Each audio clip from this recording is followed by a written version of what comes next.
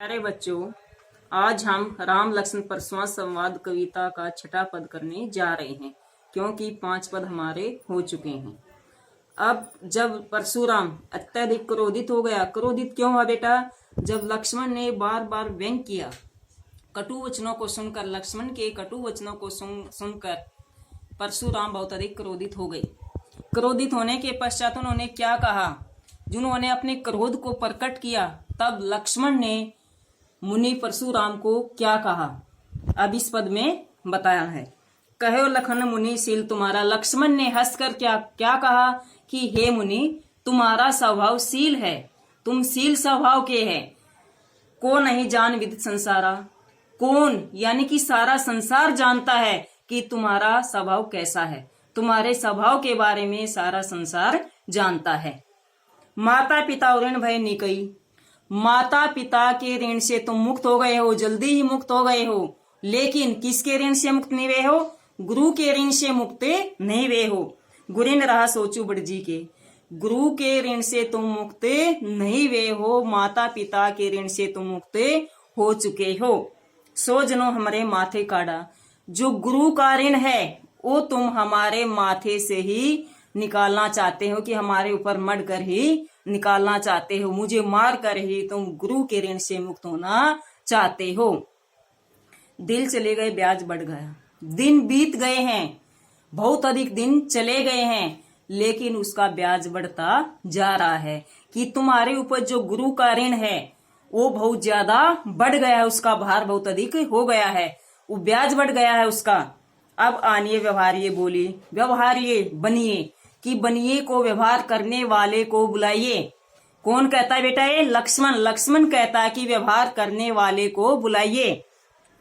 तुरंत देव मैं थैली खोली। मैं अपनी थैली को खोल रहा हूं, उसको मैं तुरंत चुकाने के लिए तैयार हूं, कि तुम मेरे माथे से जो निकालना चाहते हो, मुझ पर जो मरना चाहते हो, कि मैं उसे देने के लिए तैयार हूं। तुम व्यवहार करने वाले को बुलाइए। सुने कटु वचन कुठार सुधारा। अब किसके कटु वचन सुने बेटा? लक्ष्मण के। लक्ष्मण के कटु वचनों को सुनकर, कठोर वचनों को सुनकर परशुराम ने क्या देखा? अपने फरसे को संभाला। हाय हाय सब सभा पुकारा। सारी सभा में हाय हाय पुकारने लगे।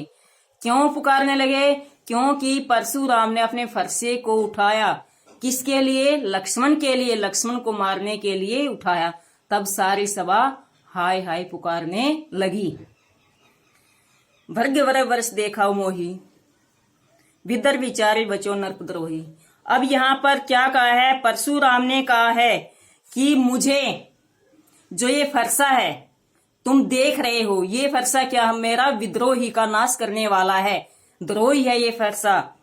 विदर विचारे बचाओ नरपद्रोही, कि मैंने तुझे बार बार बचाया है। तुम राजा द्रोही, मैं राजा का विद्रोही हूं, कि तुम राजा के बच्चे हो, फिर भी मैंने तुम्हें बार बार बचाया है। मिले न कबू सुबट रंगाड़े। अब यहाँ पर लक्ष्मण क्या कहता है? लक्ष्मण कहता है कि हे मुनि, तुम्हें कभी भी रणभूमि में कोई ऐसा वीर नहीं मिला है। कैसा वीर? जो तुम उसका सामना कर सको। द्विज देवता घर के बाड़े। द्विज यानी कि ब्राह्मण घर तक ही सीमित रहते हुए घर में ही बड़े होते हैं। वीर पुरुष क्या होते हुए बाहर मैदान में जाते हैं, संघर्ष करते हैं, लेकिन तुम ब्राह्मण हो, तुम घर में ही बड़े हुए हो, पले हुए हो। अनुचित कई सब लोग पुकारा। सभी लोगों ने क्या कहा? अनुचित कहा, कि ये बहुत अनुचित है। पुकार कर कहा ये ठीक नहीं कहा गया है। रघुपति स्नेह लखो ने वारे। लक्ष्मण की तरफ किसने देखा? रघुपति राम ने लक्ष्मण की तरफ देखा। लखन उत्तरा होती श्रेष्ठ भृग को कृशानु। लक्ष्मण के वचन एक आहुति डालने के समान थे, यानी कि लक्ष्मण के जो वचन हैं परशुराम के क्रोध को बढ़ा रहे थे। बढ़त देखी जल समय। उस क्रोध को बढ़ते हुए देखकर रघुपति कौन है बेटा? राम ने जल के समान शीतल वचन कहे। क्यों कहे? क्योंकि परशुराम का क्रोध बहुत अधिक बढ़ गया था। उस क्रोध को कम करने के लिए ही राम ने जल के समान वचन कहे, परशुराम को कहे ताकि उसका क्रोध शांत हो जाए। अब बेटा काव्य सौंदर्य में क्या लिखना है कि सबसे पहले इस पद में क्या कहा गया है।